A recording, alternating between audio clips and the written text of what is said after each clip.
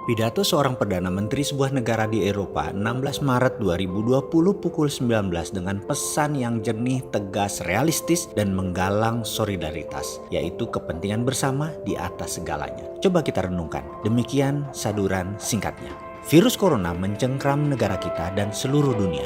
Bersama-sama kita dihadapkan dengan tugas yang sangat besar. Banyak orang merasa bahwa kita berada di roller coaster yang dalam beberapa minggu ini bergerak sangat cepat. Anda bertanya-tanya, apakah ini benar-benar terjadi? Iya, ini benar terjadi. Kita akan mengambil tindakan segera. Apa yang akan diambil saat ini dan di tempat lainnya belum pernah terjadi sebelumnya untuk negara-negara di masa damai. Dan itulah mengapa saya ingin memberitahu Anda bahwa prioritas utama kami adalah meminimalkan resiko Anda. Dengan semua berita saat ini dari dalam dan luar negeri, dengan semua peristiwa yang mengikuti satu sama lain dengan sangat cepat, masuk akal jika ada kekhawatiran yang sangat luas di masyarakat. Kita semua punya pertanyaan, apa yang bisa saya lakukan untuk melindungi diri saya dan orang-orang di sekitar saya? Bagaimana dengan sekolahan dan pekerjaan? Bisakah acara akhir pekan keluarga berkelanjutan? Bagaimana dengan pesta pernikahan? Berapa lama ini akan berlangsung? Dan mengapa satu negara mengambil langkah berbeda dari negara yang lain?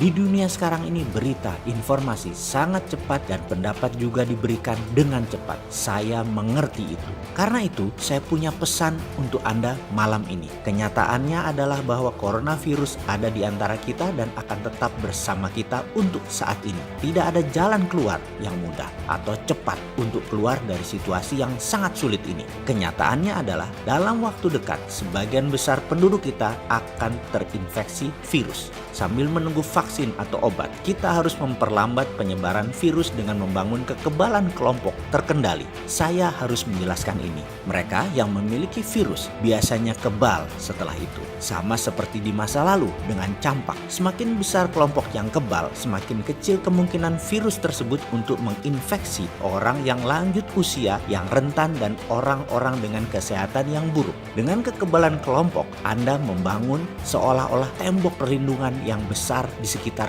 mereka. Itulah prinsipnya. Tetapi kita harus menyadari bahwa perlu waktu berbulan-bulan atau bahkan lebih lama lagi untuk membangun kekebalan kelompok. Dan selama waktu itu kita perlu melindungi orang-orang dengan resiko besar sebanyak mungkin. Kita akan terus mencari keseimbangan dan membiarkan kehidupan biasa terus berjalan senormal mungkin. Jika kita dapat mengendalikan penyebaran virus dengan cara ini, konsekuensinya pada kesehatan masyarakat pada akhirnya bisa dikelola. Pada saat yang sama, kita tidak dapat dan tidak akan menutup mata kita pada konsekuensi ekonomi dari krisis ini. Banyak orang khawatir tentang pekerjaan mereka karena bagi banyak perusahaan, baik besar ataupun kecil, ini adalah periode yang sangat sulit. Banyak pengusaha tiba-tiba berada dalam posisi terjepit. Pesan saya kepada Anda para pengusaha adalah lakukan apapun untuk survive. Akhirnya saya ingin mengucapkan terima kasih pada semua warga dengan seruan di saat ketidakpastian di luar sana. Satu hal yang jelas, tugas yang kita hadapi sangat besar dan